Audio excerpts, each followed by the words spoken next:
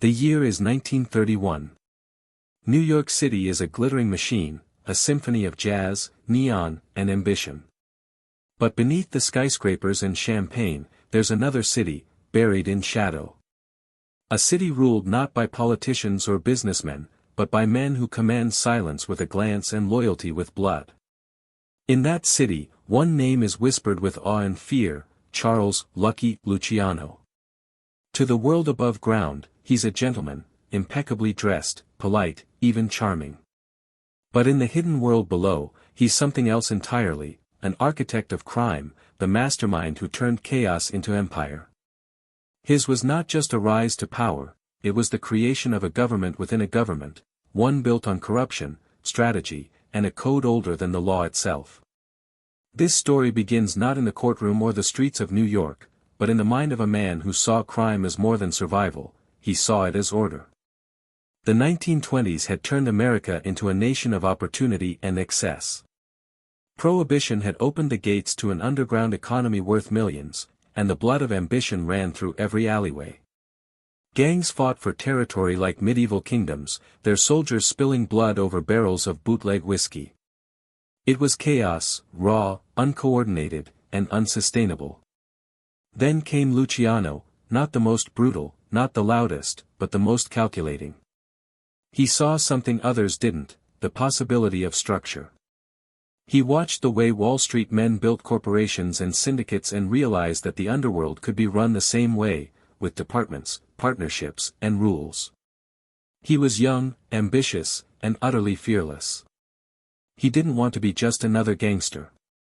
He wanted to be the boss of bosses, not through fear alone, but through intelligence.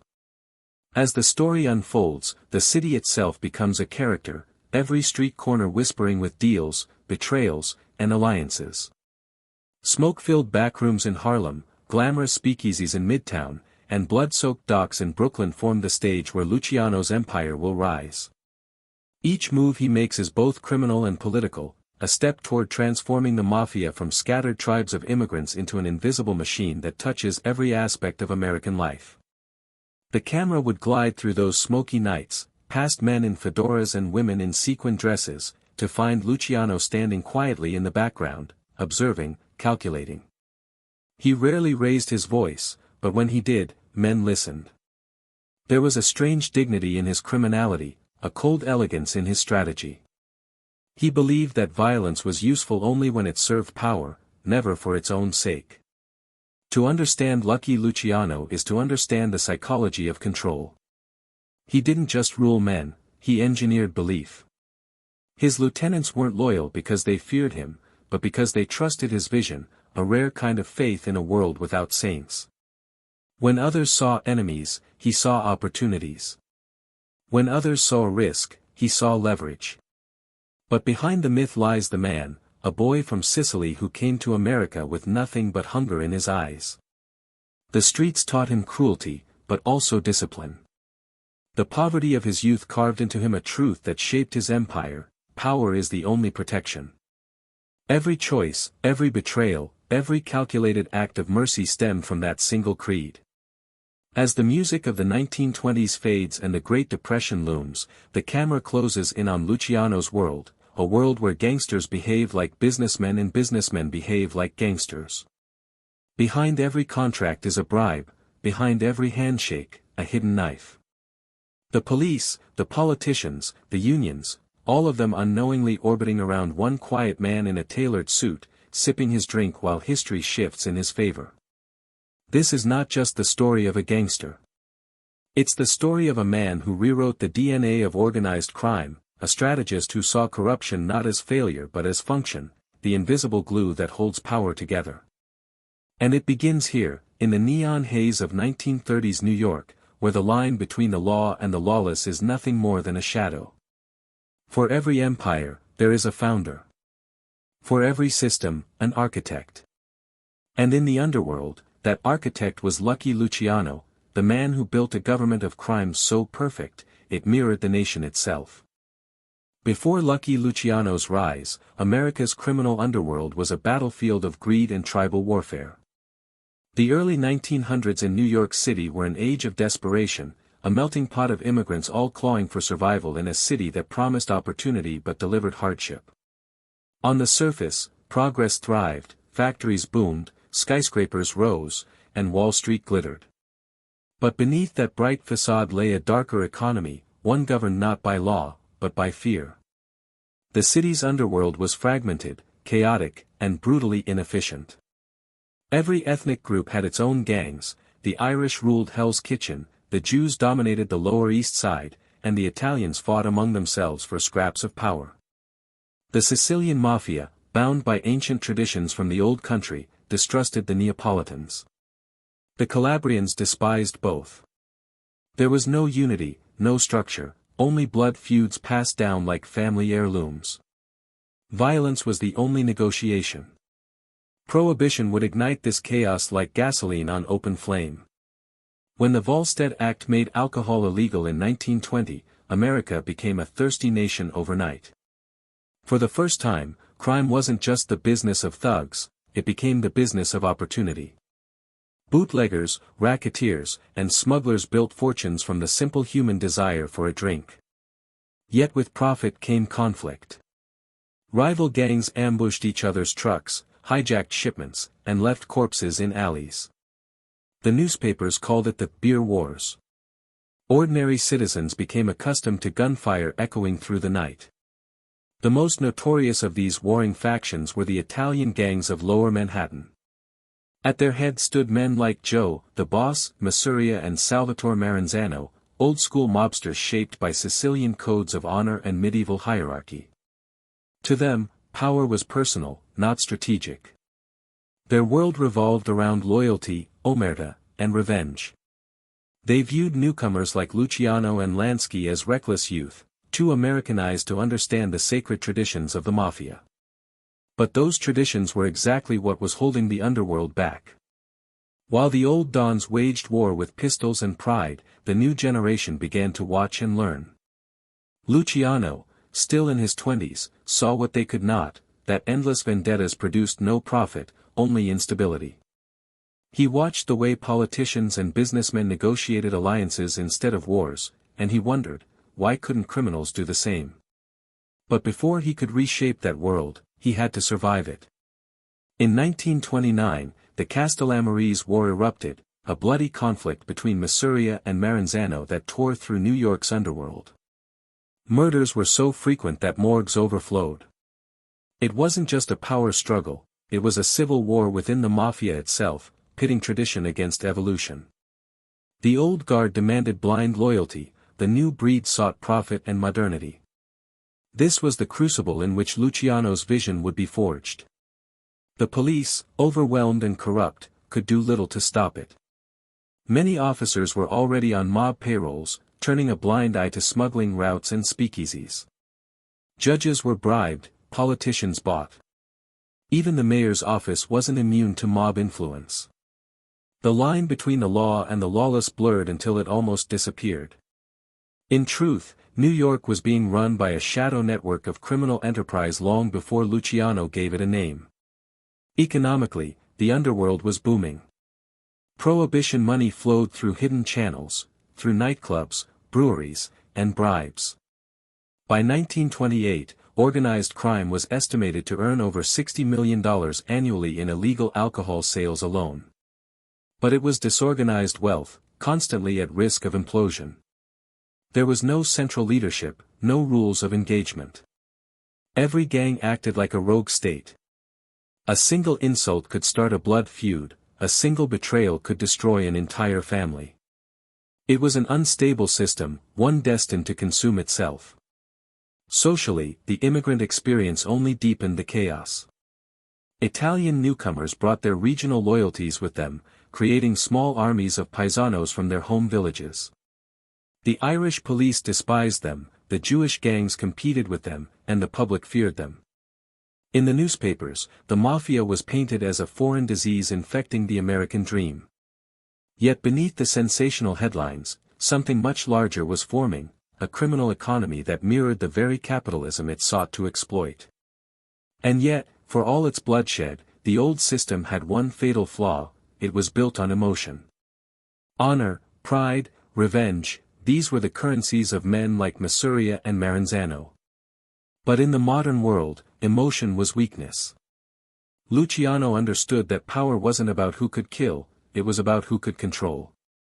While others fought for titles like the boss, he was learning to think like a statesman.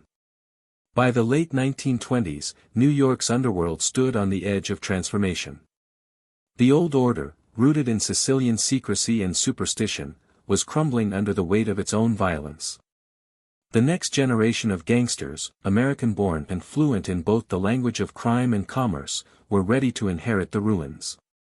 They didn't just want territory, they wanted infrastructure. They wanted a syndicate, a system. This was the world before Lucky Luciano, a world where every man fought for himself, where blood stained every handshake, and where chaos ruled the streets. It was a world crying out for organization, for someone bold enough to break the old codes and replace them with something colder, cleaner, and infinitely more dangerous. And soon, that man would emerge, a calm presence in the storm, a visionary who would turn the criminal underworld into an empire that even the government couldn't fully dismantle. The age of brute force was ending. The age of organized crime was about to begin. He was born Salvatore Lucania in 1897, in the small Sicilian town of Lercara, a place of dust, poverty, and old grudges. The Lucania family, like thousands of others, dreamed of something better. When little Salvatore was 9, his parents gathered what little they had and boarded a ship bound for America. For the young boy staring across the Atlantic, the Statue of Liberty wasn't a symbol of freedom, it was a promise of survival. But survival in the slums of New York was no gift, it was a war. The Lower East Side, where the Lucania settled, was a jungle of tenement buildings and street gangs. Every block was its own kingdom. Italians, Jews, Irish, and Poles packed together, each group clinging to its language, its pride, and its fists. Children learned early that respect wasn't given, it was taken. For young Luciano, the streets became a classroom, and the lesson was simple: those who controlled fear, controlled everything. He was smart, quick, and restless. School held no future for him, the streets did. By the time he was a teenager, Luciano was running errands for small-time hustlers, carrying packages, collecting debts, watching men gamble away their week's pay in smoky backrooms. He learned to read people like a deck of cards. Confidence could fake strength, silence could disguise weakness, and charm could be deadlier than a gun. These instincts would one day build his empire. At 14, he dropped out of school entirely and joined the 5 Points Gang, one of New York's most notorious street outfits. Its members were young, violent, and hungry, led by Johnny Torrio and a ruthless protege named Al Capone. Luciano wasn't the strongest among them, but he had something the others lacked: vision. He saw the gang not as a collection of thugs but as an opportunity, a network. He built friendships where others built enemies. And one of those friendships would change everything: Meyer Lansky. Lansky was a Jewish kid from Belarus, thin and clever, with the cold patience of a chess player. The two met during a street fight that never happened. Luciano had tried to extort Lansky for protection money, and Lansky, instead of running, stood his ground. That defiance impressed Luciano. They became allies, an Italian and a Jew, in a world where such alliances were almost unthinkable. Together, they saw beyond race, beyond the old country grudges. They saw business. Luciano began to dress better, speak smoother, and think bigger. He learned English fluently, studied the habits of successful men, and began mimicking them. His charm grew dangerous: he could disarm cops, seduce women, and negotiate peace between killers. Yet even as he rose through the ranks, he was no stranger to pain. In 1929, he was kidnapped by rival gangsters, beaten, stabbed, and left for dead on a Staten Island beach. Somehow, he survived. When the police asked what had happened, he simply smiled and said he didn't remember. It was then that he earned his nickname, Lucky. But luck had little to do with it. The attack only hardened him. The scars on his face, a drooping eye and a jagged smile, gave him a new kind of power. People looked at him differently now, and he liked it. He wasn't just a street punk anymore, he was a man who danced with death and returned untouched. That aura of invincibility became one of his greatest weapons. Throughout his 20s, Luciano's influence grew. He moved from petty rackets to bootlegging, working under Joe, the boss, Mafia, one of the last old-guard Mafia dons. Mafia was crude, paranoid, and greedy, everything Luciano despised about the old world. Yet he served loyally, learning how the machine operated from within. He studied how bribes were funneled through city officials, how gambling dens were protected, and how territory was enforced through violence. Every move was a lesson. But Luciano wasn't content to be anyone's soldier. He began forming quiet alliances with men outside his own circle, Frank Costello, Vito Genovese, and, of course, Lansky. These men shared his ambition to modernize the underworld, to replace old feuds with efficiency. They called it business. Others called it betrayal. But Luciano knew that the old mafia's obsession with blood oaths and regional pride would only end in death. If he was to survive, and thrive, he needed to evolve. As the Prohibition years thundered on, Luciano's network expanded. He became a broker between gangs, a mediator between violence and profit.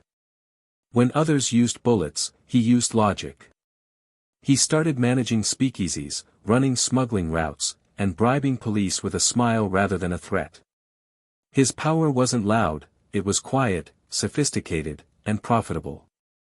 By 1925, Luciano was already a millionaire. But money wasn't his goal, power was. He wanted control, not just of the Italian gangs, but of the entire underworld. He wanted to unify it the way businessmen unified corporations. The 5 Points Gang had taught him brutality, Lansky had taught him discipline, and the streets had taught him survival. All that remained was opportunity. In the quiet corners of New York's nightclubs and backrooms, he began speaking of a new kind of mafia, one without the chains of the past, one that operated like an American business. His ideas were radical, even dangerous. The old dons laughed at him. "This boy thinks he can run the world," they said.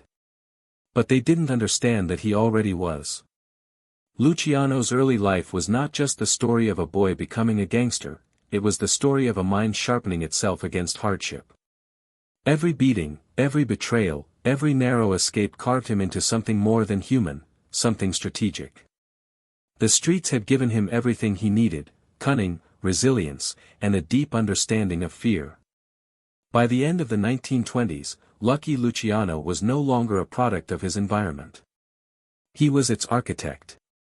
The slum boy from Sicily had mastered New York's criminal chessboard, and soon, he would rewrite the rules of the game itself. The American Mafia didn't yet know it, but its future had already arrived, wearing a sharp suit, a crooked smile, and eyes that saw further than anyone else's. By the early 1920s, Lucky Luciano had already outgrown the small-time rackets of the Lower East Side. His mind had evolved beyond street fights and speakeasy raids. He had begun to see crime the way financiers saw markets, a system of opportunity, power, and control. To the old-school mobsters, crime was tribal and personal. To Luciano, it was strategic and transactional. He was no longer just a gangster, he was becoming something far rarer, a criminal diplomat. In those days, gangsters divided themselves by bloodlines. Italians worked with Italians, Jews with Jews, and Irishmen with Irishmen. To cross those lines was to invite betrayal. But Luciano was tired of the superstition, the arrogance, and the pointless feuds. He'd seen too many men die for tradition. He wanted efficiency, profit, and peace. He wanted to bring logic into a world of chaos. And he knew he couldn't do it alone. That's when he began assembling what history would later call the Syndicate. His closest confidants were a strange collection of minds: Meyer Lansky, the brain, calm and mathematical; Bugsy Siegel, the fire, impulsive and fearless; Frank Costello, the voice, smooth with politicians and judges; and Vito Genovese, the shadow, cold and ruthless. Together, they became a boardroom of crime, each with a role, a vision, and a shared hunger for control. Luciano understood diplomacy not as charm, but as survival. He negotiated between rival gangs with the patience of a statesman. He didn't lecture men about loyalty, he offered them profit. If a rival leader could make money under Luciano's system, that man would stay loyal by self-interest, not fear. It was a revolutionary concept, a government of greed instead of obedience. And it worked. He often met his allies in smoke-filled hotel suites or private backrooms, far from the streets that birthed him. There, deals were written not in blood, but in business language. Territories were divided. Supply routes were managed. Profits were shared. Disputes were settled quietly, without the noise of bullets. Luciano was turning criminals into capitalists, and himself into the CEO of a criminal corporation. But such change required sacrifice. The old bosses hated him for it. Joe, the boss, Masuria, his employer, despised the idea of working with Jews or outsiders. He clung to the Sicilian codes of loyalty, where betrayal was punished by death, not by lost profits. Yet Luciano continued his quiet rebellion, making secret arrangements with Masuria's enemies, including the ambitious Salvatore Maranzano. He played both sides like a chessboard, letting them exhaust each other while he positioned himself for the endgame. Luciano's genius wasn't in brute force but in his ability to predict behavior. He understood men, their fears, their greed, their vanity. He could read a room faster than anyone else, know who was bluffing, who was lying, and who was ready to turn. That psychological insight became his deadliest weapon. He didn't need to shoot someone to destroy them, he just needed to make them feel seen, understood, and owned. While the streets were drenched in the blood of the Castellamarese War, Luciano remained calm. He attended dinners with both Masuria and Maranzano, smiling, listening, and gathering intelligence. He knew that the war would end with both men gone, one by his hand, the other by design. When he finally made his move, it wasn't an act of betrayal. It was strategy. He ordered Masuria's assassination first, clearing the old boss from the board. But when Maranzano crowned himself Capo di Tutti Capi, the boss of all bosses, Luciano saw the same disease returning. One man's control always led to paranoia, and paranoia led to blood. So, within months, Maranzano too was gone. With both dinosaurs buried, Luciano emerged as the quiet survivor, the man who ended the war and brought peace to the underworld. But it wasn't peace born of morality, it was the peace of profit. He abolished the title of boss of bosses, replacing it with the commission, a council of mafia families that would rule together, like a corporate board. It was the most radical shift in criminal history. No longer would one man rule through fear, power would be shared, regulated, and stabilized. Luciano's diplomacy didn't just save lives, it created an infrastructure. The mafia was no longer a loose network of gangs, it was an institution. And like any institution, it had laws, policies, and governance. Luciano had turned crime into bureaucracy, a machine that could outlast its creators. Outside the underworld, his reputation began to grow. Politicians saw him as useful, police saw him as untouchable, and society whispered his name with both admiration and fear. Reporters described him as the gentleman gangster, a man who could command a room without raising his voice. He attended nightclubs with movie stars, bribed judges over cocktails, and conducted million-dollar operations from behind the polite mask of respectability. He was no longer the street kid from Sicily, he was the ambassador of vice, a criminal who understood politics better than most politicians. The irony was beautiful, the man who could barely speak English as a boy now spoke the language of power fluently. He built alliances not through heritage but through logic. His meetings were orchestrated like diplomatic summits, where gangsters were treated as businessmen and disputes were resolved like trade negotiations. In those rooms, crime was no longer emotional, it was professional. But with diplomacy came danger. Every alliance Luciano formed made him stronger, but also more visible. The press began to take notice of the modern mob, and law enforcement, though deeply compromised, started to feel embarrassed by its own impotence. The more Luciano organized the underworld, the more he attracted the world's attention. He was building an empire too large to hide. Still, he pressed forward. His belief was unshakable, that organization could tame chaos, that the underworld could function like Wall Street, and that loyalty could be replaced with logic. What he didn't yet realize was that such order always comes at a price. The moment you create a system, someone will eventually try to overthrow it. For now, though, Lucky Luciano was untouchable. The slum kid had become a strategist, the gangster had become a diplomat, and the outlaw had become an institution. In a city ruled by greed, he had found a way to control it, not through blood, but through brilliance. And as the smoke cleared from years of gang warfare, a new kind of peace settled over New York, a peace built by men who ruled the shadows, and one man who had learned to make the shadows obey. By 1931, Lucky Luciano had done what no gangster before him had dared, he turned anarchy into administration. The Mafia was no longer a patchwork of brawling gangs, it was a functioning system, a shadow government. But a government, even a criminal one, needs laws. To maintain balance, Luciano had to build something far more delicate than any empire of bricks and bullets, he had to build belief. He had to craft the code. At the heart of this new order was a principle older than America itself, omerta. The ancient Sicilian vow of silence. It was more than a rule, it was a religion. To speak against the family was to forfeit your life. In the old country, omerta was born from fear of corrupt authority, the belief that justice could only exist outside the law. Luciano understood this psychology deeply. He didn't just enforce silence through terror, he turned it into identity. To break omerta wasn't just betrayal, it was blasphemy. But Luciano's version of the code was different, colder, smarter, modernized. He stripped away the sentimental parts of the old Mafia. Gone were the days when gangsters killed for honor alone. Under Luciano, every act of violence had to serve a purpose. If a man was to die, it was not because he insulted someone's pride, but because he interfered with profit.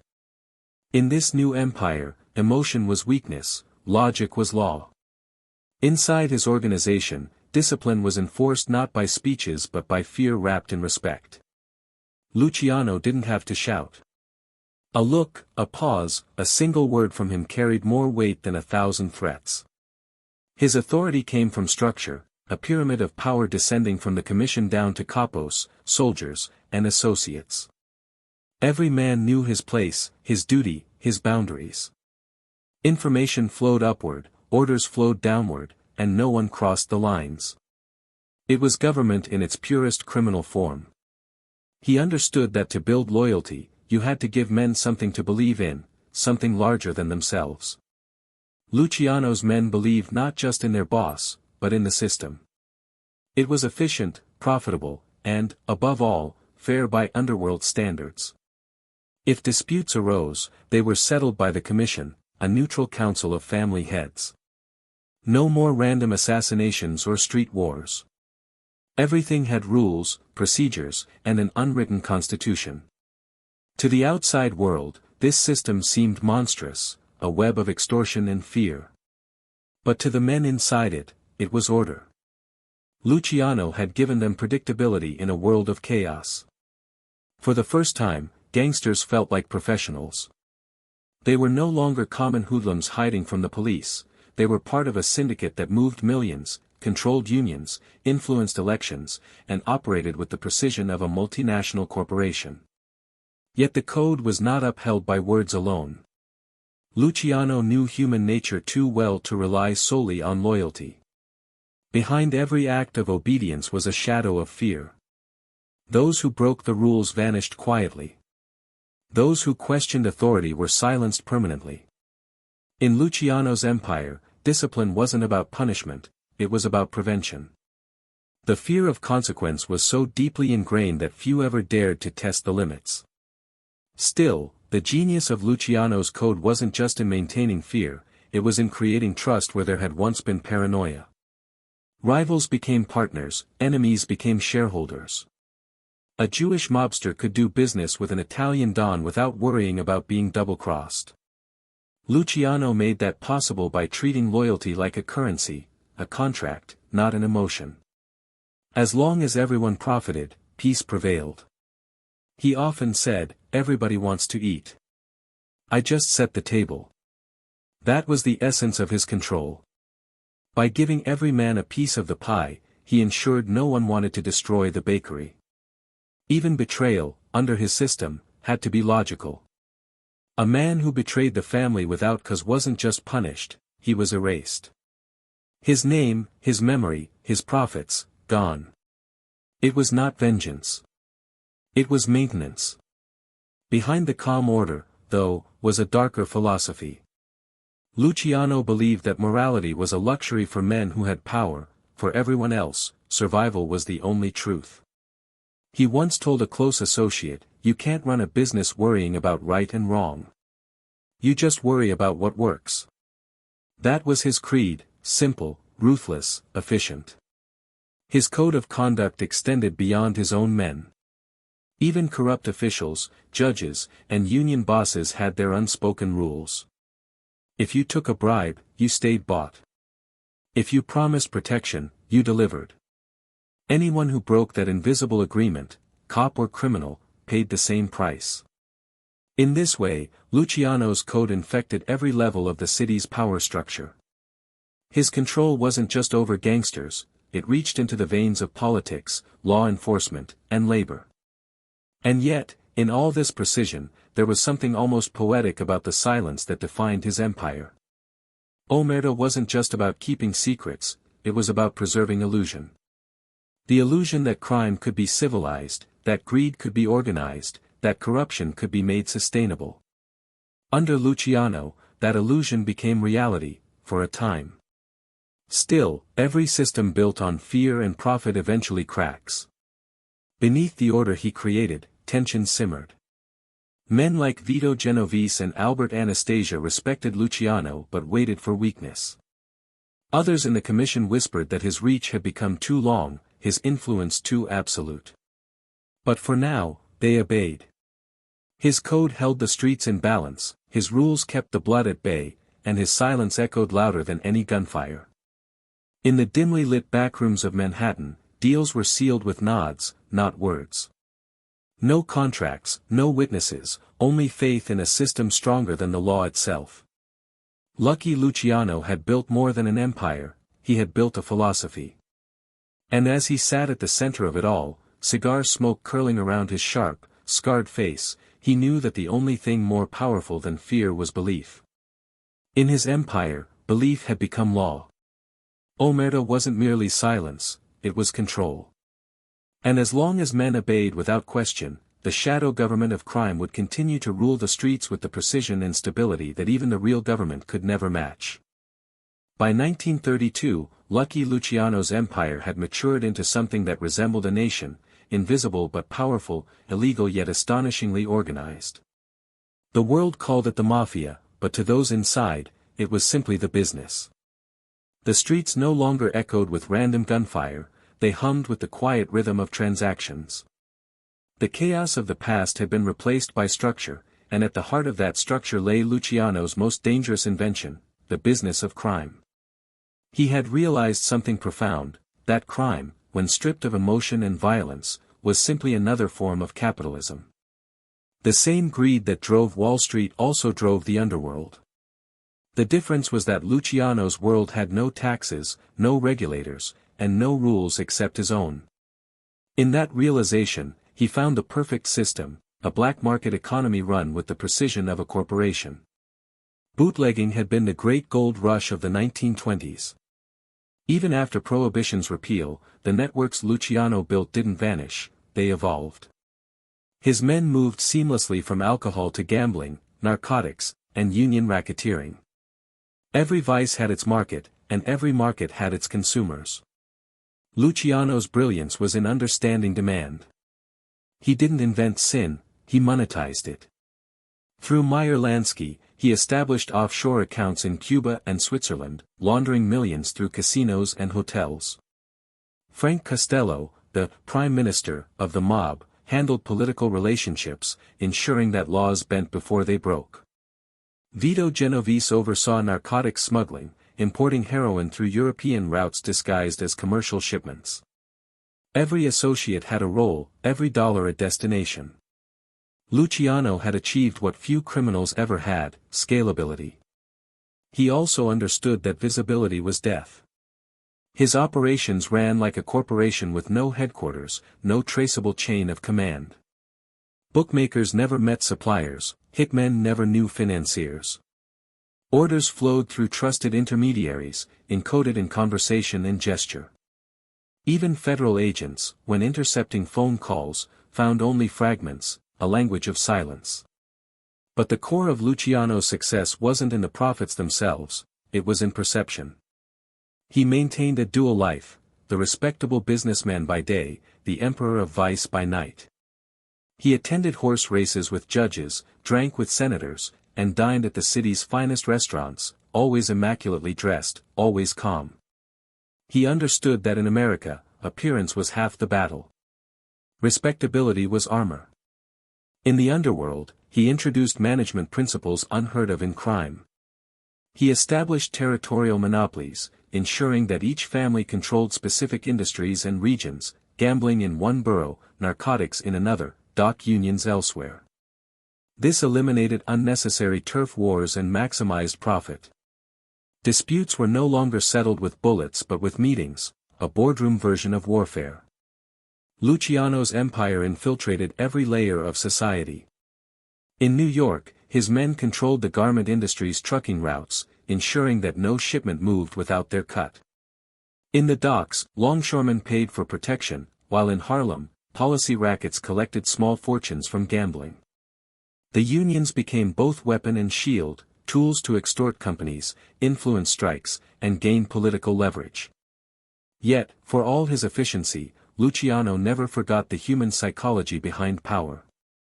He understood that money was meaningless without control, and control required dependency. Every man in his organization owed him something, a favor, a debt, a secret. He made himself indispensable. Even rivals relied on his stability. If Luciano fell, the whole structure could collapse. That was his genius, he made his survival the same as theirs. The business of crime also required branding. Luciano's name became synonymous with professionalism. Unlike the reckless killers of the old days, his men wore suits, carried briefcases, and spoke softly. They were instructed never to boast, never to flaunt. He told them, the loudest man in the room is the weakest one. It became an unspoken creed. Silence was sophistication, invisibility was power. Still, the profits were staggering. Millions flowed through his networks every month. His influence stretched beyond New York, to Chicago, Cleveland, New Orleans, even Havana. He and Lansky envisioned a global syndicate, linking American mobsters with European smuggling rings and Caribbean casinos.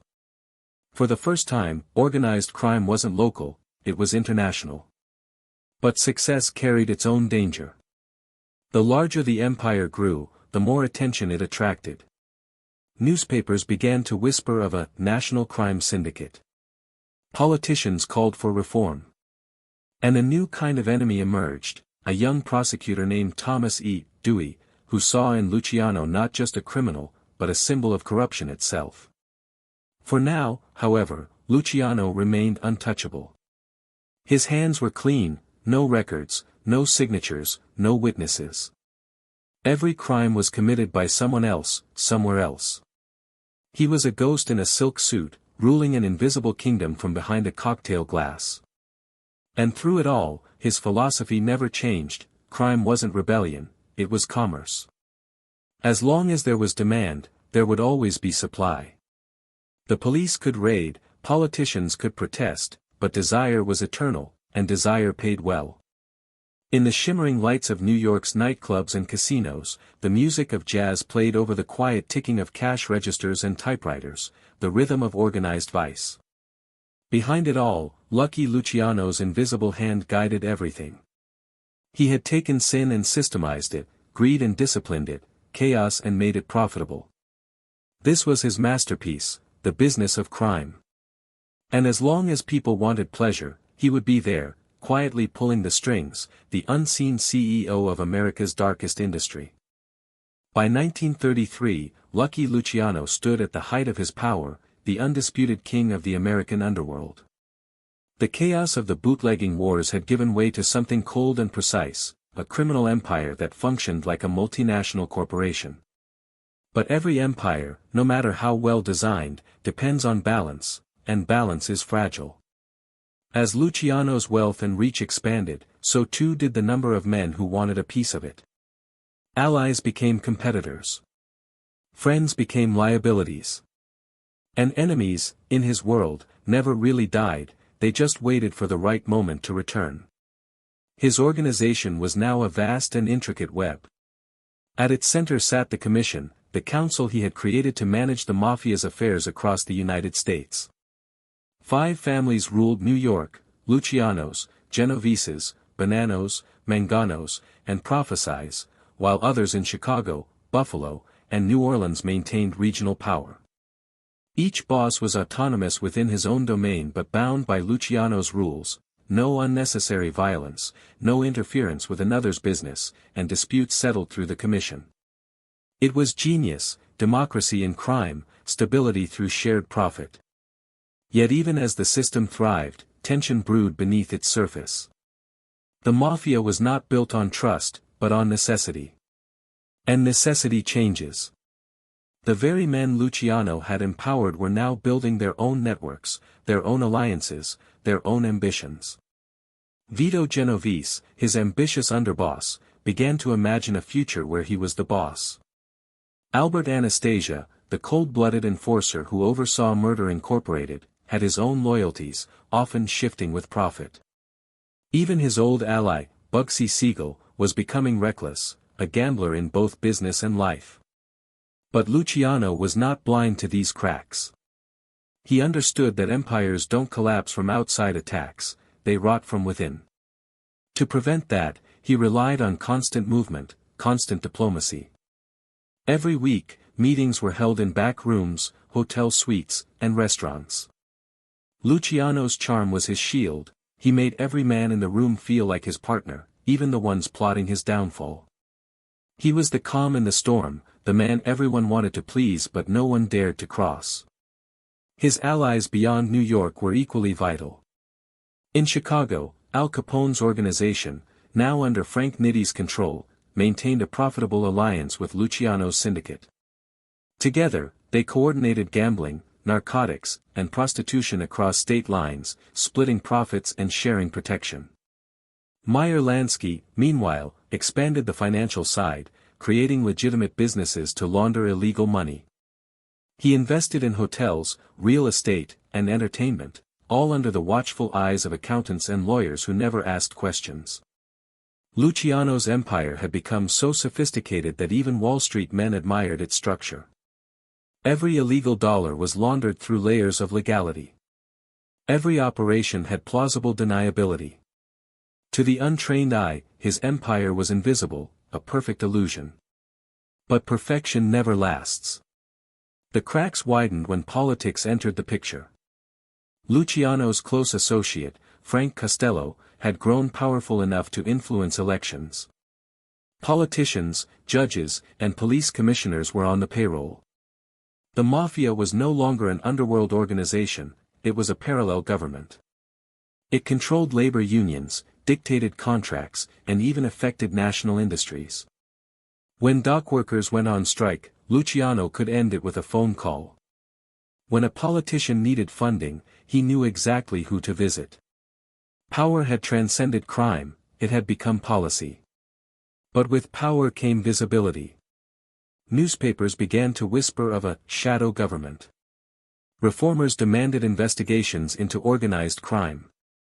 The public wanted a villain to blame for America's corruption, and Lucky Luciano's name was starting to surface. Still, he believed he was untouchable. His bribes ran deep, his files clean, his witnesses silent. No one had ever directly linked him to a crime. He was the untouchable Don, the modern Machiavelli in a tailored suit. Inside the organization, however, loyalty began to erode. Vito Genovese was restless. He saw Luciano's diplomacy as weakness. Where Luciano sought balance, Genovese craved domination. In private conversations, he mocked his boss's partnerships with Jewish and Irish associates, calling them pollution of the Sicilian bloodline. But Luciano wasn't sentimental. He knew that in America, race mattered less than results. Money didn't care who made it. That was the difference between them. Luciano thought in systems, Genovese thought in power. Meanwhile, another storm brewed from outside, law enforcement. A young, relentless prosecutor named Thomas E. Dewey began targeting the underworld.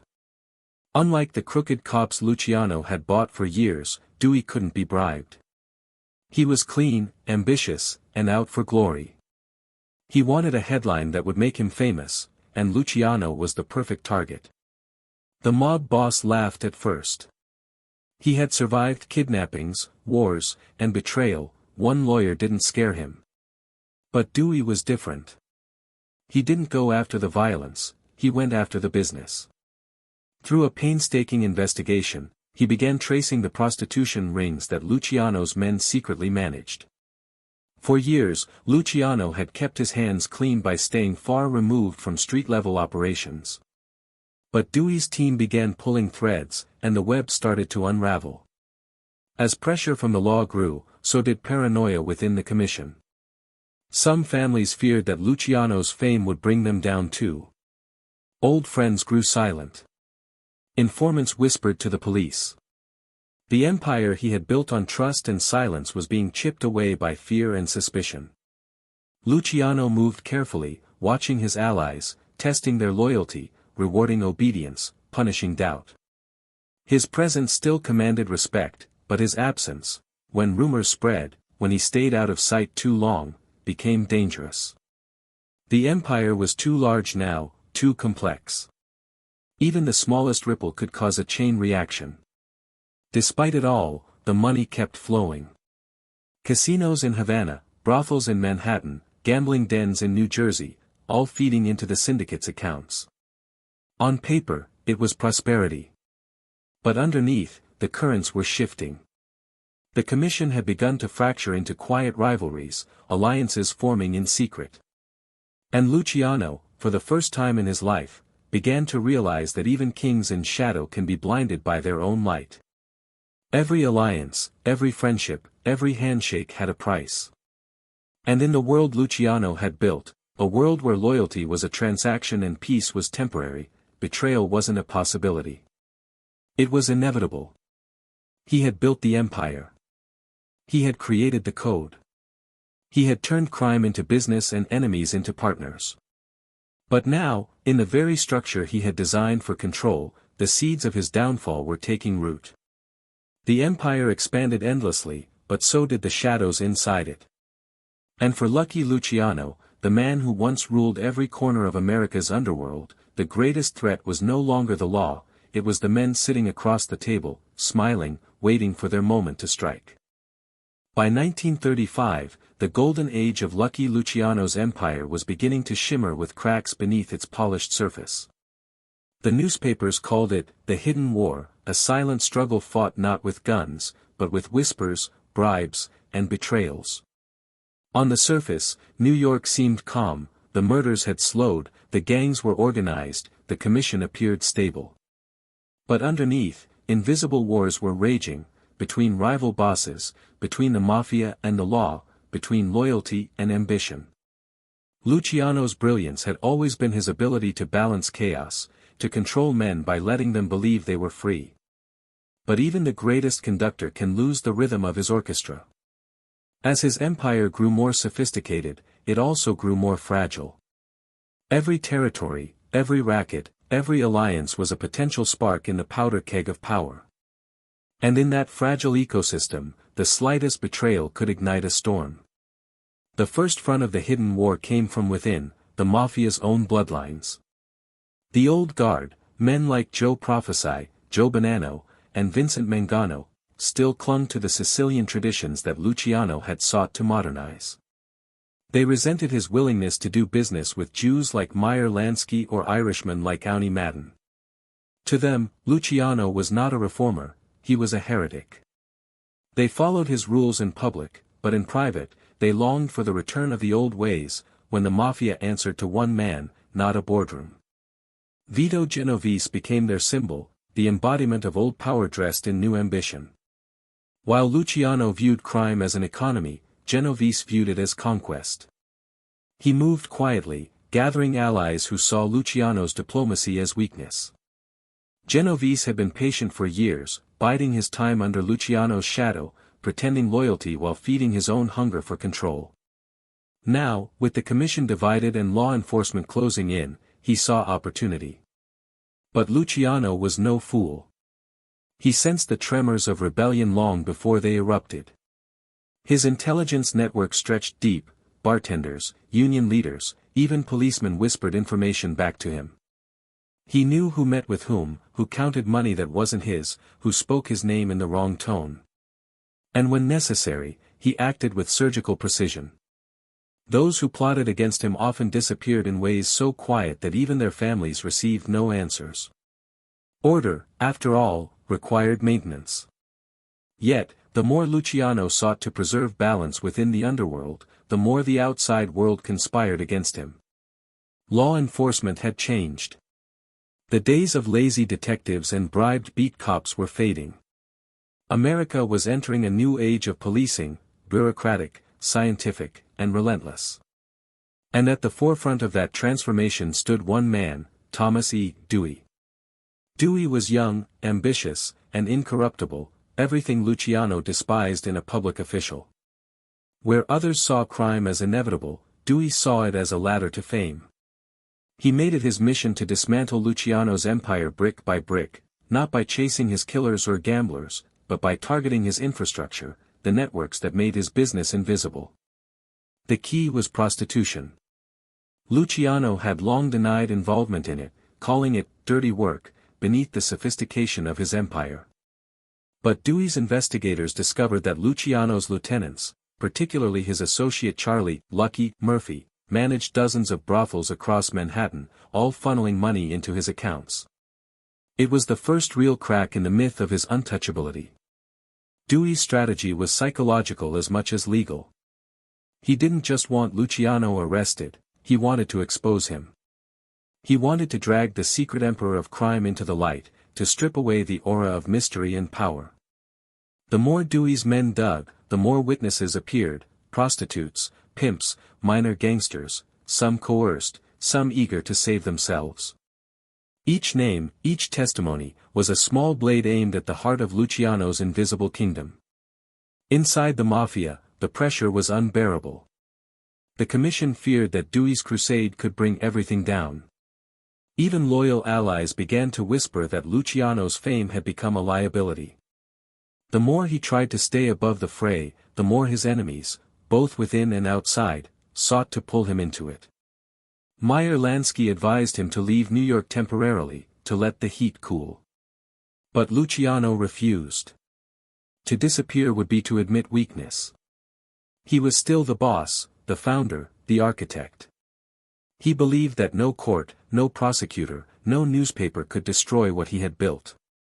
What he didn't see was that this new war wasn't being fought in the streets, it was being fought in the minds of the public. For years, he had cultivated an image of sophistication, the gentleman gangster. Now, the headlines turned that image into a weapon against him. Luciano, the master of vice, they screamed. The man who corrupted a nation. Every photograph, every story, painted him not as a businessman, but as a parasite on American morality. Dewey had learned the same lesson Luciano once had: perception is power. In private, Luciano raged. He ordered meetings with his captains, demanded silence, and doubled down on his security. But his empire, vast as it was, depended on hundreds of small operators, and fear alone couldn't silence everyone. A few began to talk. The old code of omerta, the sacred vow of silence, was beginning to crack under pressure. And behind the scenes, Vito Genovese watched with quiet satisfaction. He saw the walls closing in and began positioning himself for what would come next. If Luciano fell, Genovese would be there to inherit the ruins. He even spread whispers to Dewey's men, feeding information indirectly, ensuring that Luciano's fall would be seen not just as justice, but as inevitability. The hidden war was reaching its climax. Every side, law, loyalty, ambition, collided in the shadows. Luciano's empire, once so cleanly organized, was now a battlefield of invisible maneuvers. Prosecutors hunted for witnesses, gangsters hunted for traitors, and Luciano hunted for a way out. He could still feel control slipping through his fingers. The man who once ruled through calm calculation now found himself reacting to the chaos he'd worked so hard to suppress. For the first time in his life, Lucky Luciano wasn't dictating the game, he was defending his crown. In the smoky rooms of Manhattan, the whispers grew louder. The commission began to hold secret meetings without him. Dewey's investigation gained momentum. And on the streets, the police raids became more frequent, more targeted. The city that had once bowed to Luciano's will was turning against him. The hidden war was no longer hidden. It had moved into the open, a battle between one man's empire and an entire nation's need for justice. But the cruelest part was yet to come. For all his brilliance, all his foresight, Luciano could never have imagined that the weapon to bring him down wouldn't be a bullet or a betrayal, but a courtroom, a handful of frightened witnesses, and the relentless ambition of a young prosecutor determined to become a hero. The age of the untouchable gangster was ending. And for Lucky Luciano, the war he could not see was about to deliver the one blow he could not anticipate, defeat in daylight. The year was 1936, the year the empire began to crumble. For more than a decade, Lucky Luciano had ruled New York's underworld with invisible hands, a master puppeteer who orchestrated everything from narcotics to labor rackets. But now, the threads he had so carefully woven were being pulled apart, not by rival gangsters or assassins, but by the law. The war in the shadows had spilled into daylight, and for the first time, Luciano found himself playing defense in a game he no longer controlled. Thomas E. Dewey, the relentless prosecutor who had vowed to clean up New York, was closing in. His investigation into prostitution, the city's oldest and least glamorous vice, had unearthed a trail that led straight to Luciano's organization. At first, it seemed impossible. The great Luciano, the sophisticated architect of organized crime, tied to something as sordid as street-level brothels. It was almost laughable. But Dewey didn't need to prove that Luciano managed those operations personally. He only needed to prove that he profited from them, and in the world Luciano had built, every dollar eventually found its way to him. For months, Dewey's team had worked in secret, gathering statements from madams, prostitutes, and pimps.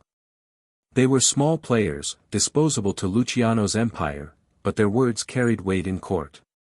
Under pressure, threats, and promises of immunity, they began to talk. One by one, they described a network of brothels connected through coded messages, payoffs, and middlemen. Each line, each confession, was another nail in the coffin of Luciano's invisibility. When Luciano was first informed that Dewey had issued a warrant for his arrest, he laughed. "Let them try," he said. "They can't prove a damn thing." For years, he had bribed judges, bought detectives, and buried witnesses. He believed that this would be no different, another performance in the endless theater of power. But Dewey was unlike the others. He didn't take envelopes, he didn't flinch at threats, and he didn't play by the rules of fear. His righteousness made him dangerous. Luciano fled briefly, heading to Hot Springs, Arkansas, a small resort town known for its gambling and corruption. There, under the protection of local officials, he planned his next move. He believed that his influence, and his money, could still protect him. For a few weeks, it did. The local sheriff refused to honor New York's extradition request. But Dewey had anticipated this. He used the media to his advantage, turning the manhunt into a national spectacle. Headlines blared, "Public Enemy Number 1, Lucky Luciano Wanted." Suddenly, the political pressure became unbearable. The governor of Arkansas, fearing scandal, finally signed the extradition order. Luciano was arrested in his luxury suite, his silk robe replaced by handcuffs. As he was escorted out of the hotel, reporters swarmed him. He smiled faintly, as if this were just another business meeting. "They can't convict me," he muttered to one detective. "I'm lucky." Back in New York, the trial that followed would become one of the most sensational in American history. The prosecution's case was built on testimony from over 50 witnesses, many of them prostitutes and madams who claimed to have paid protection money directly to Luciano's associates. They described how a portion of every night's earnings went upstairs to the unseen men who ran the city's underworld. Dewey's team traced those payments through bank records, through front companies, through whispers in ledgers. Slowly, the invisible empire began to take form in the eyes of the jury. Luciano's defense was simple: denial. He insisted he was merely a businessman, that he had nothing to do with prostitution, that Dewey's case was built on lies from desperate people looking to save themselves. "I never met these women," he told reporters. "If I did, I would remember." But his composure began to crack as the weeks dragged on. Each day in court was another public stripping of his myth. For years, he had operated like a ghost, never photographed, rarely quoted, always one step ahead.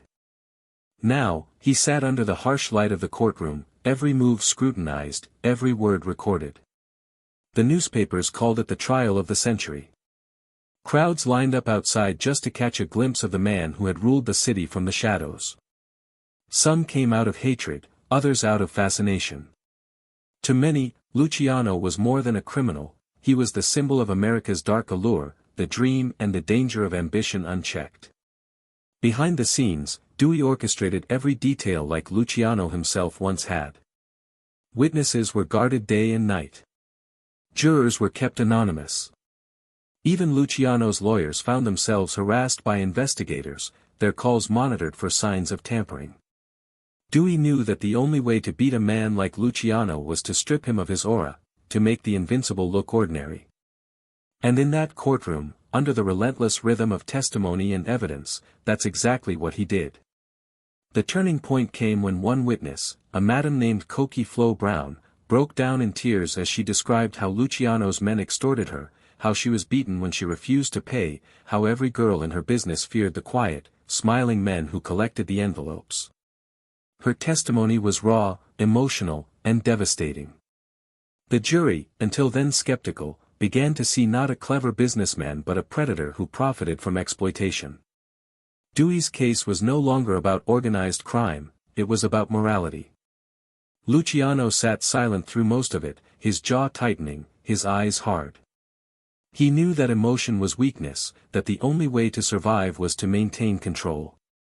But as more witnesses took the stand, as his name echoed in accusation after accusation, even he began to feel the inevitability of defeat. When the verdict finally came, it struck like thunder. Guilty, on 62 counts of compulsory prostitution. The sentence, 30 to 50 years in prison. The courtroom erupted in noise, gasps, applause, shouting. Dewey stood still, hands clasped, as reporters surged forward. For the first time in history, the great Luciano, the man who had once ruled from the shadows, was caged by the law. As he was led away in handcuffs, a reporter shouted, "Any last words, Lucky?" Luciano turned, smirked faintly, and said, "There's no such thing as last words." It was defiance, but behind it was something else, resignation.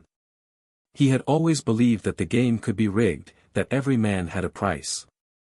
But Dewey had shown him a truth he had long ignored: even the most powerful empire can collapse when the system itself turns against it.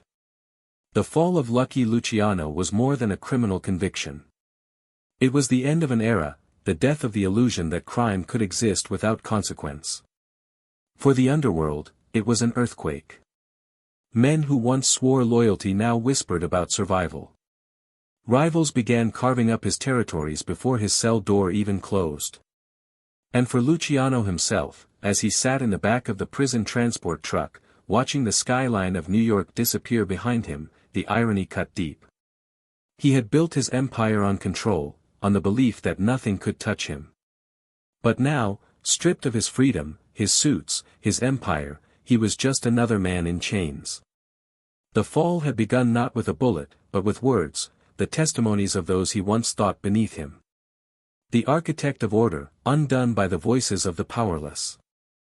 The man who turned crime into business had finally learned that every business has a reckoning. And Lucky Luciano's was long overdue. The courtroom had become a stage, and Lucky Luciano, once the untouchable architect of America's criminal underworld, was now its unwilling star. The trial had already dragged on for months, and by the spring of 1936, it had turned into something larger than law. It was a morality play for the American people. Newspapers splashed his scarred face across front pages, calling him, the Emperor of Vice, the Lord of the Flesh Trade, and, the man who bought the city. To the public, he was no longer a man but a myth unraveling in real time. For years he had been the ghost who ran the streets from the shadows. Now, under the harsh lights of the courtroom, he was trapped in the one place he had spent his entire life avoiding, exposure. Thomas E. Dewey, the ambitious special prosecutor who had built his reputation on integrity and zeal, orchestrated the trial with surgical precision.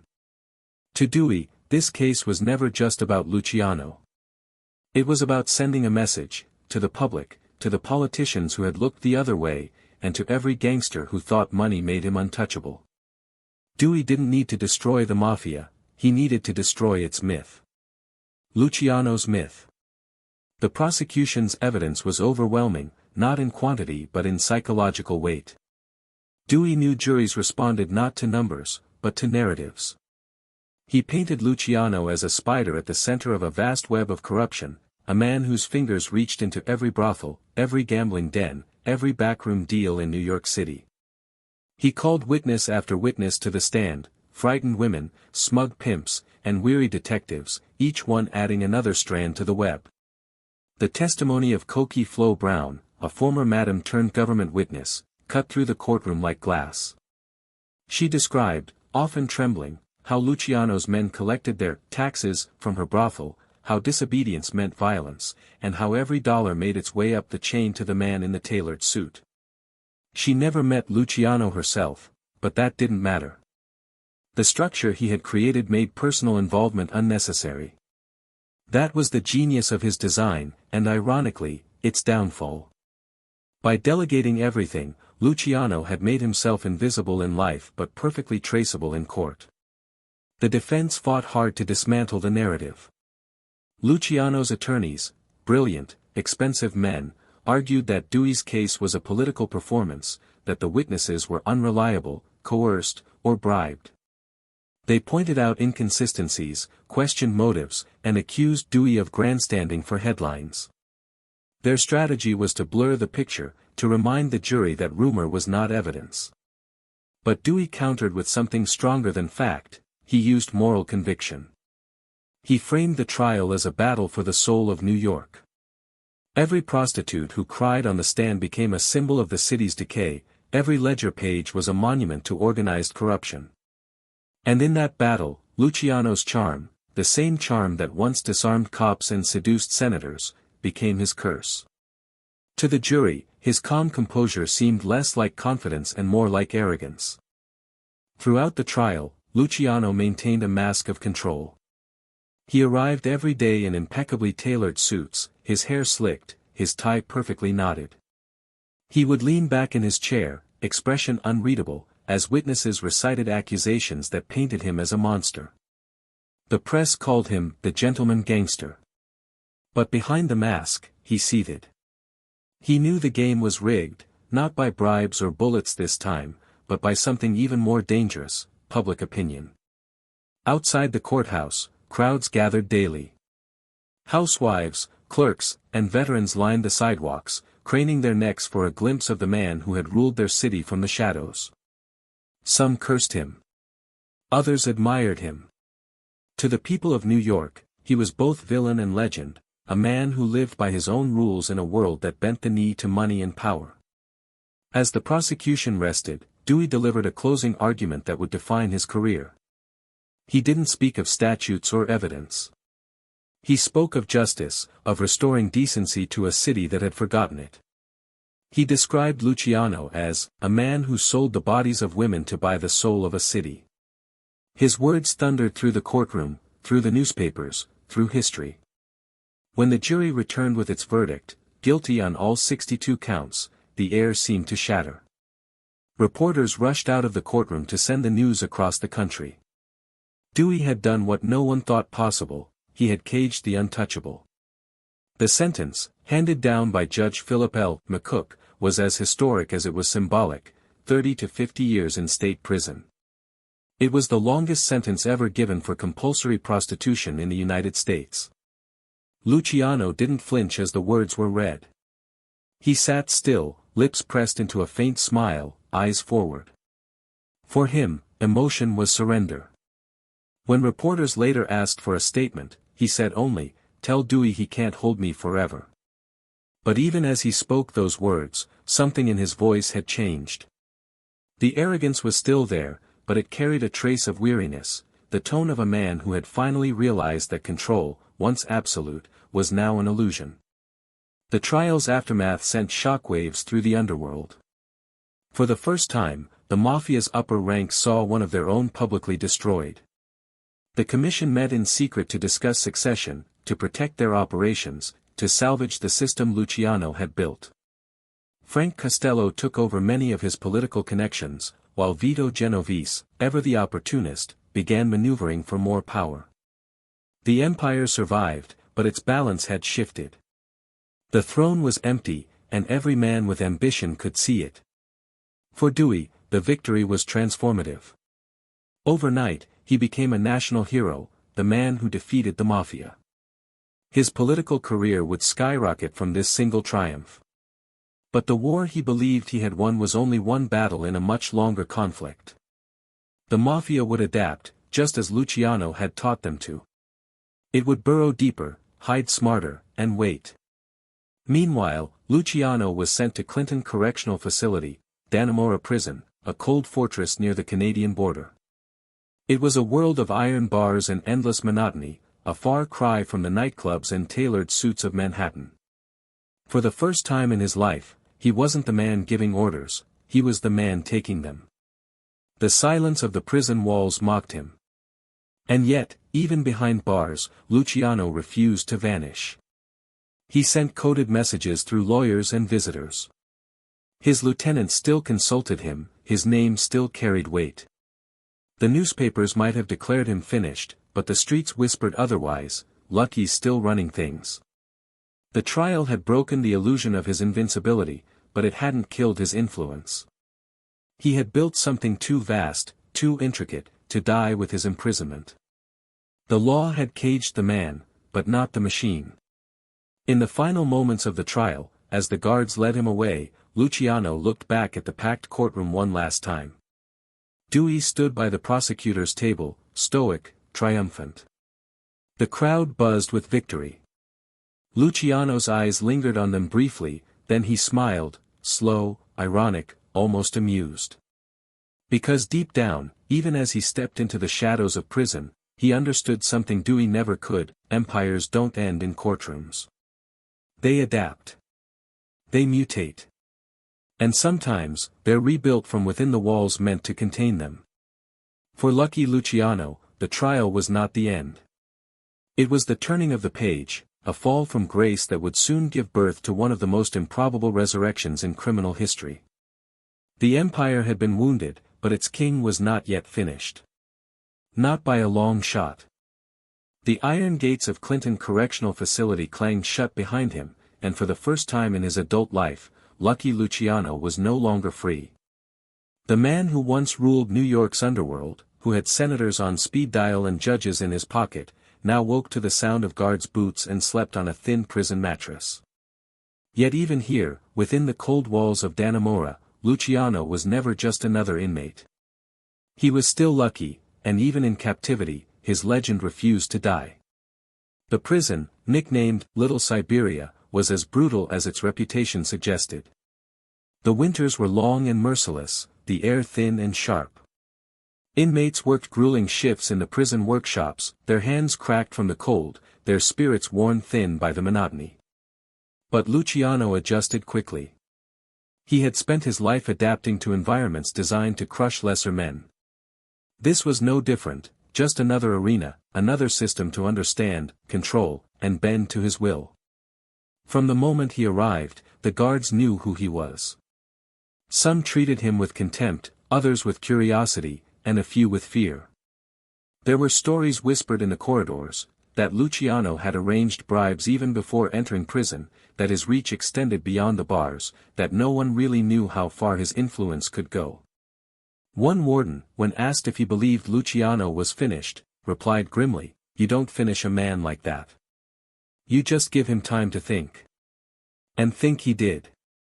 Luciano's mind never stopped working. Deprived of the luxury and chaos of his empire, he began to plan, to observe, to manage what power he still had. Through coded letters and trusted visitors, he continued to communicate with his lieutenants, Frank Costello, Meyer Lansky, and others who remained on the outside. Each letter seemed mundane to the censors, full of family talk and small details, but hidden between the lines were instructions, strategies, and warnings.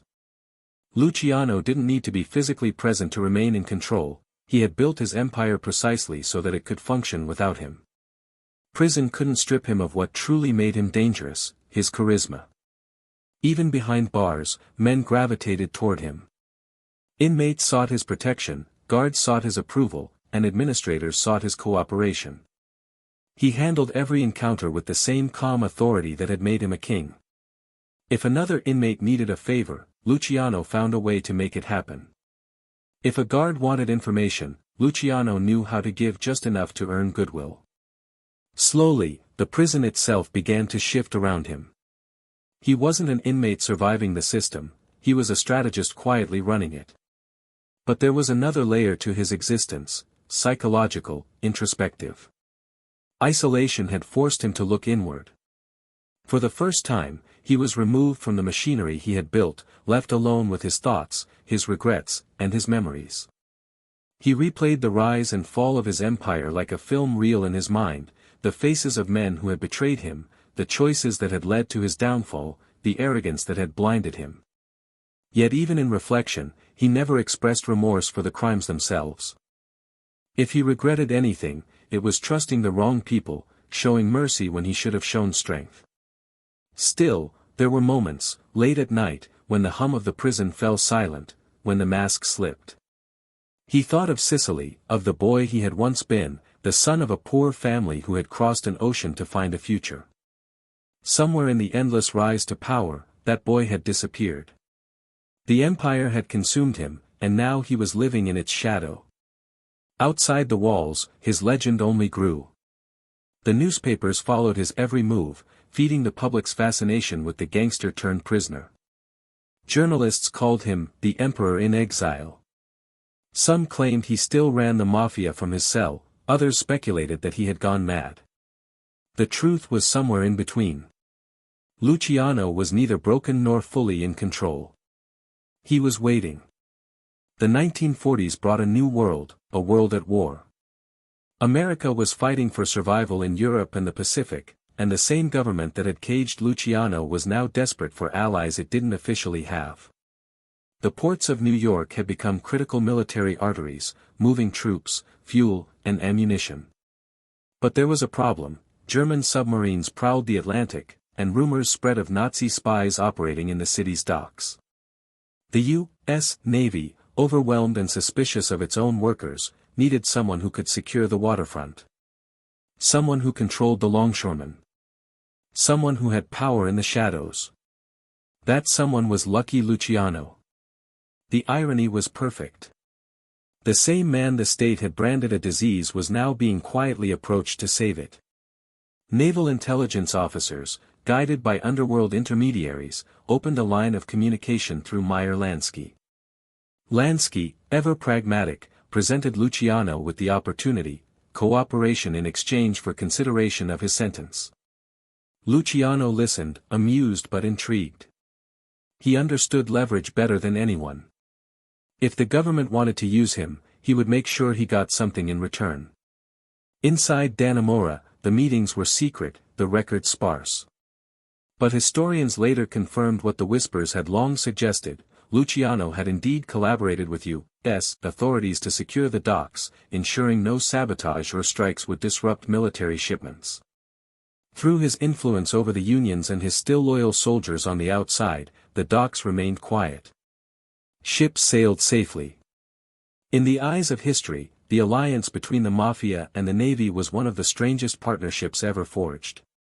For Luciano, it was redemption, not moral redemption, but strategic. He had turned captivity into negotiation. He had proven that even behind bars, he remained valuable.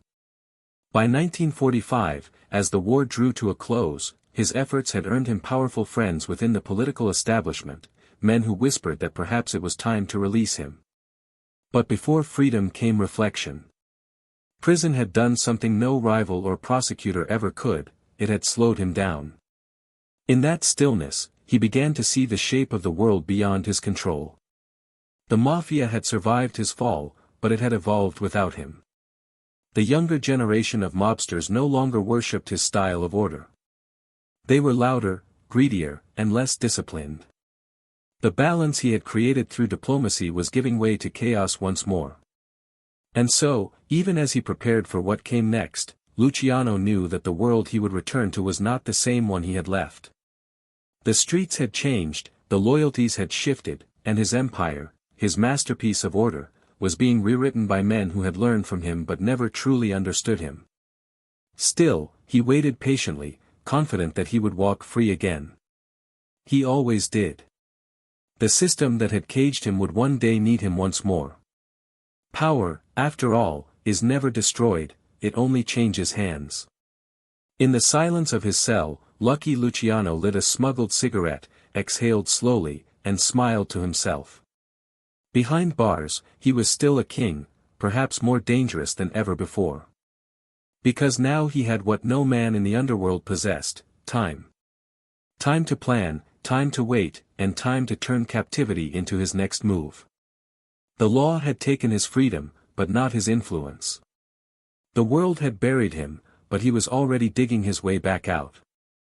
And in that cold, grey prison, surrounded by walls meant to contain him, Lucky Luciano began the quiet work of engineering his own resurrection. When Lucky Luciano was released from prison in 1946, it wasn't freedom he received, it was exile. In exchange for helping U.S. naval intelligence protect New York's docks during World War II, his sentence was commuted by Governor Thomas Dewey, the same man who had once destroyed him. But there was a condition: Luciano had to leave America forever. As he boarded the ship to Italy, the irony was impossible to ignore. The man who had built the American Mafia was now forbidden from setting foot in America again. On the deck, cigarette in hand, he watched New York fade into the distance, his empire reduced to a memory on the horizon. When Luciano arrived in Naples, the streets buzzed with curiosity. To the Italians, he was a legend, the Sicilian who conquered America. But the world he found there was not his own. Italy was poor, scarred by war, and under constant police scrutiny. Luciano was famous, but fame was a cage. Every phone call was tapped, every visitor watched. He had power, but no throne to rule from. Still, he adapted. Within months, he began building quiet connections: old mafia families, black market traders, and smugglers rebuilding post-war Europe's underground economy. Through coded messages and trusted intermediaries, Luciano extended his influence back to America. Meyer Lansky became his voice across the ocean. Together, they rebuilt what the war had scattered: an international syndicate linking Sicily, Cuba, and New York through gambling, narcotics, and political influence. By 1947, Luciano relocated to Havana, seeking to place himself at the heart of the new underworld economy. Cuba, with its luxury hotels and corrupt politicians, became the perfect headquarters. He was greeted like royalty by the major mob figures of the day, Frank Costello, Albert Anastasia, and Lansky among them. The legendary Havana Conference celebrated him as the founding father of their world. For a brief moment, Luciano was back in command. He spoke of organization and discipline, warning his peers that greed would destroy what unity had built. The room listened in silence. To them, he was more than a man, he was history itself, standing before them, scarred but unbroken. But the illusion didn't last. The U.S. government discovered his presence in Cuba and pressured Havana to deport him. Within weeks, police escorted Luciano to a ship bound for Italy once more. His empire had followed him across oceans, but his past had followed faster. Back in Naples, the final act of his life unfolded quietly. He lived modestly, under constant surveillance, haunted by the weight of his own legend. The Italian authorities suspected him of involvement in international heroin trafficking, what would later be called the French Connection, but they never found enough proof. Luciano denied everything, insisting he was retired. But everyone knew better. He didn't need to command, he only needed to exist. His very name kept the system in order. As the years passed, the world changed. The mobsters he once led became richer, louder, and less disciplined. The code of honor he had built began to erode. Violence returned where diplomacy once ruled. Luciano could only watch as the empire he had crafted slowly evolved into something he no longer recognized. By the early 1960s, he was a man out of time. His body aged, but his mind remained sharp, a relic of a vanished era. When an American film producer offered to make a movie about his life, Luciano agreed immediately. It was his last ambition, to tell his story in his own way. On January 26, 1962, at the Naples airport, he arrived to meet the producer. He was dressed impeccably, smiling, cigarette in hand, the picture of calm authority. The meeting ended well. As he turned to leave, he lit another cigarette, took a step forward, and collapsed. A heart attack ended the life that bullets never could. He was 64. The police found a faint smile still on his face. Perhaps it was satisfaction, or irony. The man who had ruled the shadows died in daylight, among strangers, at peace only with the inevitability of his own legend. When his body was returned to New York, the city he had once ruled, it was buried quietly in St. John's Cemetery in Queens. No fanfare, no eulogies, just the silence of a king finally gone. Lucky Luciano's exile was not punishment, it was prophecy. Even far from the city that made him, his systems lived on. His empire had no borders, no face, no master. And long after his heart stopped, the order he created continued to beat beneath the surface of the modern world, invisible, eternal, inevitable. Lucky Luciano's death did not end his influence, it immortalized him. His empire became legend, his methods the blueprint for every organized crime family that followed. The commission he founded endured, operating with the same quiet discipline he had imposed years earlier. Even without him, the machinery of his design continued to run, efficient, invisible, inevitable. Historians later called him the father of modern organized crime, but his legacy extended far beyond the underworld. Luciano had proven that crime could mirror capitalism, that greed, when structured, could become governance. His empire resembled a corporation, his captains executives, his code a constitution. He didn't just organize criminals, he professionalized them. To psychologists, Luciano was an anomaly, a criminal who believed in order, a strategist who used logic instead of rage. To Hollywood, he became myth, the quiet don whose power came from restraint, not violence. Films and novels drew his silhouette again and again, the calm boss, the moral philosopher of crime. Yet behind the myth lies tragedy. He built an empire without heirs, created loyalty without love. His brilliance reshaped the world, but left him isolated.